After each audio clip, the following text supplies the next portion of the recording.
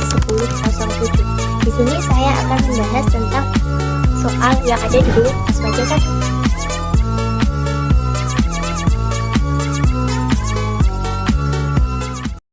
Assalamualaikum warahmatullahi wabarakatuh. Sebelumnya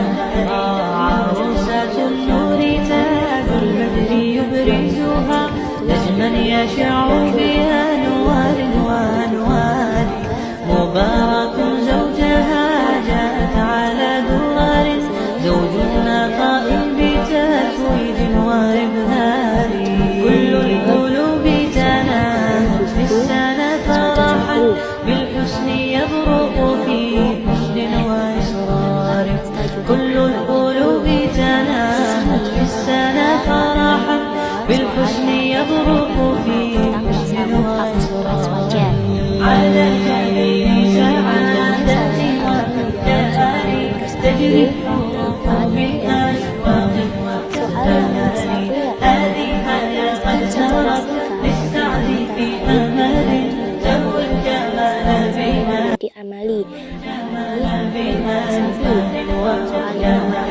عروسة النور تاج البدر يبرزها نجما يشع بها نوار وأنوار مبارك زوجها جاء على دوار زوجنا قائم بتفويض وإبهار كل القلوب تنامت في السنة فرحا بالحسن يبرق في حسن وإصرار كل القلوب تنامت في السنة فرحا بالحسن يبرق في حسن وإصرار على الجميل سعادة والدهر تجري الحروف بالأشواق والتهاني هذه حياة قد سرت للسعد في أمل تهوى الجمال Tasawuf lainnya. Meski demikian, substansi dari istilah-istilah tersebut sudah ada di dalam Nabi dan sahabat tersebut dalam perkembangan tersebut dapat زوجنا قائم بتفويض وإبهار كل القلوب تنامت في السنة فرحا بالحسن يبرق في حسن pada abad pertama dan kedua Hijriah, tasawuf merupakan amalia yang mendekatkan diri kepada Allah. Pada periode ini, para sufi belum memberi perhatian tentang mendalam tentang keadaan hati dan tahapan-tahapan suluk. Menurut Al-Tazani, pada abad ini tasawuf diidentikan dengan lahud oleh para sufi. Di antara tokohnya adalah pertama Al-Hasan Al-Bashri yang wafat pada 110 Hijriah dan Rabi'ah Al-Adawiyah yang wafat pada 180 Hijriah. Dalam periode ini tasawuf belum secara spesifik. Yang kedua yaitu tasawuf akhlak sunni. Tasawuf akhlak mulai muncul pada abad ketiga Hijriah. Pada periode ini para sufi mulai memberi perhatian mendalam tentang keadaan hati dan proses suluk. Perhatian mereka dalam sisi akhlak sangat mendalam. Mereka membuat metode untuk bermakrifat dengan intuisi. Mereka beranggapan untuk mendapat makrifat kepada Allah, setidaknya seorang sufi harus kali membersihkan hati dari sifat-sifat tercela seperti dendam, hasud, sombong, riya, cinta dunia, dan lain-lain. Lalu bertahalli menghiasi hati dengan sifat-sifat baik seperti sabar, syukur, zuhud, tawakal, mahabbah, syauq, ridho, dan lain-lain.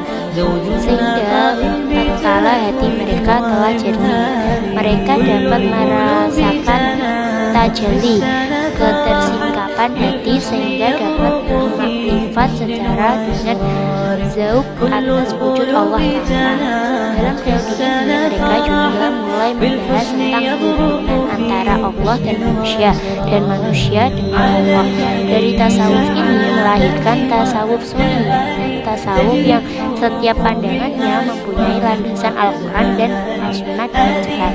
Dengan kata lain, tasawuf ini selaras dengan syariat. Di antara tokoh yang menjadi representasi tasawuf ini adalah Al-Junaid Al-Baghdadi yang wafat pada 200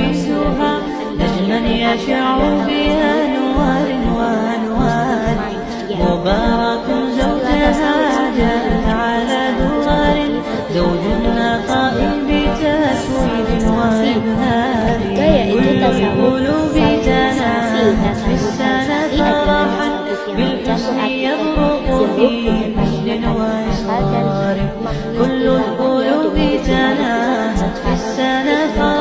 mengistilahkannya dengan menulis bahwa tasawuf ini mempunyai 4 hal pokok yang diperhatikan oleh pengikutnya. Yang pertama yaitu mujahadah, dan perkara yang dihasilkan darinya yaitu zauk, intuisi, kuat, perasaan, dan introspeksi diri. Yang kedua kaf, ketersingkapan dan hakikat perkara-perkara gaib seperti sifat-sifat ketuhanan, arsy, kursi, malaikat, wahyu, nubuwah,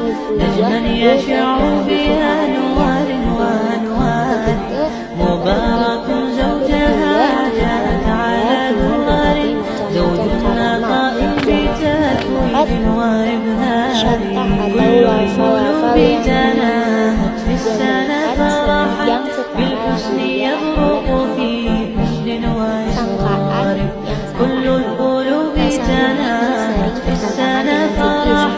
Tasawuf ini sering bertentangan dengan akidah dan syariat seperti pandangan tentang wadah al-wujud, qutbiyah, wadah al-adyan, dan lain-lain. Di antara tokoh-tokoh tasawuf ini adalah Al-Suruwardi Al-Maqbul yang wafat pada 587, Ibnu Arabi yang wafat pada 634, Ibnu Sab'in yang wafat pada 669 Hijriah, dan Ibnu Farid yang wafat pada 632 Hijriah.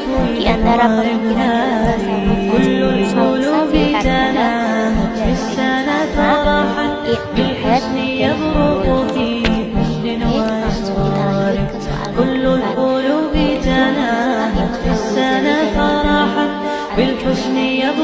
representasi dari tasawuf Al-Fajar menjelaskan satu Islam Abu Hamid Muhammad Al-Ghazali bernama lengkap Abdul Hamid Muhammad Al-Tusi. Dia dilahirkan di Tabaran pada tahun 450 Hijriah. Ayahnya adalah seorang pemintal Ghazal, sebab itu ia bergelar Al-Ghazali. Corak tasawuf Al-Ghazali adalah tokoh yang mempunyai kontribusi besar dalam tasawuf sunni, yakni tasawuf yang dibangun di atas prinsip Ahlussunnah wal Jamaah. Bahkan menurut Abu Al-Wafaq Al-Taftazani, Al-Ghazali adalah tokoh terbesar pembela tasawuf sunni. Al-Qushairi dan Al-Hawari. Pertimbangan ini mengacu pada sosok Takofa tasawuf dan ilmunya. Tasawuf menurut Al-Ghazali bukan sekedar ilmu, akan tetapi juga disertai amal. Ia memberi perumpamaan bahwa seorang yang mengetahui definisi sehat seperti dokter belum tentu ia sehat. Orang yang mengetahui definisi mampu belum tentu dia mampu. Seperti pula orang yang mengetahui definisi zuhud belum tentu dia adalah zahid. Orang yang zuhud. Intisari Al-Ghazali adalah memberikan jiwa dari sifat, membersihkan jiwa dari sifat-sifat tercela sehingga puncaknya dapat membersihkan hati dari selain Allah. Yang kedua Abu Qasim al-Junaid. Nama lengkapnya adalah Abu al-Qasim al-Junaid. Muhammad al-Junaidi. Ayahnya adalah seorang penjual kaca. Hal ini menjadikannya mendapat gelar Al-Qawariri. Bagaimana penuturan Al-Qursyairi yang wafat pada 460 Hijriah.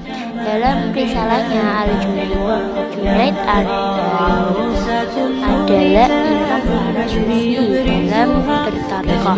Lahir di Baghdad pada tahun 215 Hijriah dan wafat di Baghdad Al-Junaid berguru kepada 4 Sufi. Setiap terdapat 30 guru, diantaranya gurunya adalah pamannya sendiri yang bernama Al-Shiri Al-Saqati yang wafat pada 256 Hijriah dan Haris Al-Misri. Ia pernah bercerita yang wafat pada 243 Hijriah. Pada suatu saat Al-Shiri bertanya kepada apakah akan belajar cerita dirimu? Aku jawab, aku akan belajar kepada Al-Muhazzibi. Dia berkata, ya ambillah ilmu dan adab dari Al-Muhadzzi dan tinggalkan kritikan-kritikannya atas mutakallimin. Lalu tatkala aku berpaling, kami membahas maka Allah menjadikanmu ahli hadis yang sufi, bukan menjadi sufi yang ahli. Al-Junaid adalah tokoh dalam tasawuf sunni. Dia sangat menentang pandangan-pandangan tasawuf yang bertentangan dengan Al-Quran dan Al-Sunnah. Al-Junaid mampu mengendalikan keadaan-keadaan spiritual yang datang ke dalam hatinya sehingga ia tidak pernah mengucapkan serta menunjukkan kegunaan atau kelemahan seorang sufi. Di antara perkataan-perkataan Al-Junaid tentang tasawuf ada seluruh jalan kepada Allah tertutup kecuali bagi yang mengikuti jejak Rasulullah SAW. Yang kedua, ilmu kami ini terikat dengan Alkitab dan Al-Sunnah. Lanjut ke soal yang nomor 5, jelaskan masing-masing istilah dari fana, ulul, dan istihad. Fana, jawabannya fana secara bahasa arti fana adalah putus dan menghilangkan. Dalam istilah tasawuf, fana mempunyai beberapa pengertian. Pertama yaitu meleburkan sifat-sifat nafsu atau hilangnya sifat-sifat tercela. Yang kedua, meleburkan keinginan-keinginan duniawi. Yang ketiga, menghilangkan keinginan-keinginan menetapkan iroda Allah diri. Dan yang keempat, hilangnya pandangan terhadap makhluk. Yang kelima, hilangnya perasaan dan kesadaran dalam keadaan ini. Sufi tidak dapat merasakan anggota tubuhnya, nafasnya, dan alam di sekitarnya. Ulul terambil dari akar kata Hala Ibnu Faris menyebut bahwa secara bahasa maknanya adalah membuka sesuatu sehingga sesuatu tersebut tidak terhalang sama sekali. Dalam istilah tasawuf, ulul adalah bertempatnya kemanusiaan atau dengan ibarat lain ia adalah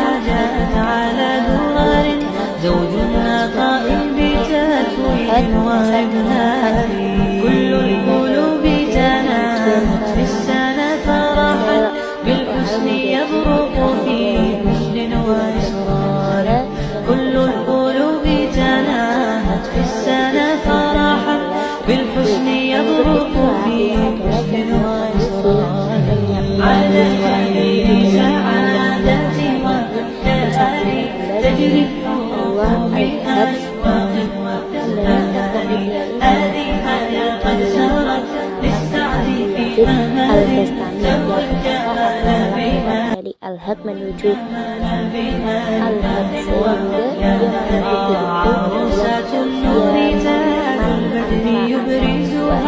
dia memiliki